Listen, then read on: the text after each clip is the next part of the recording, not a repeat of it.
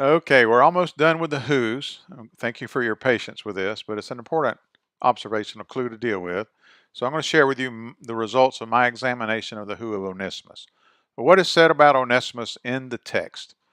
Verse 10, the text says about Onesimus that Paul is appealing to Philemon on his behalf. Verse 10, the text says about Onesimus that he is Paul's child and became so during Paul's imprisonment. In verse 11, the text says about Onesimus that formerly he was useless to Philemon, but now he is useful both to Paul and Philemon. In verse 12, the text says about Onesimus that Paul is sending him back to Philemon. In verse 12, the text says about Philemon that he is Paul's own heart. In verse 13, the text says about Philemon that Paul wanted to keep him with him so that he might be of service to him. Okay.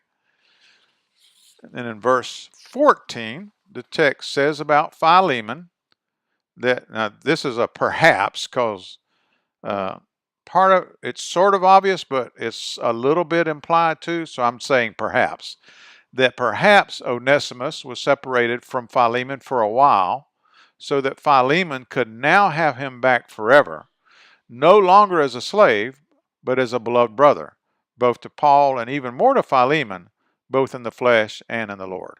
Actually, I think Paul uses the perhaps in his writing. So this is not something we have to wonder about. So I messed that up. Okay. I got it right when I wrote it, but I messed it up when I commented about it just now. Okay. In verse 17, the text says about Philemon that Paul wanted Philemon to welcome Onesimus as he would welcome Paul.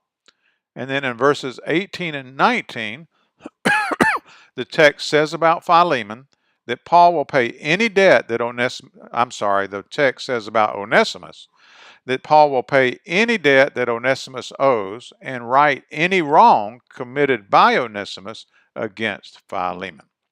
Now, the three questions about pronouns are not germane in the examination of Onesimus because the third person pronouns that were referring to Onesimus throughout the verses where he's mentioned are clearly referring to him and to no one else. So we don't need to do the same kind of pronoun work with Onesimus that we needed to do with Philemon. Okay?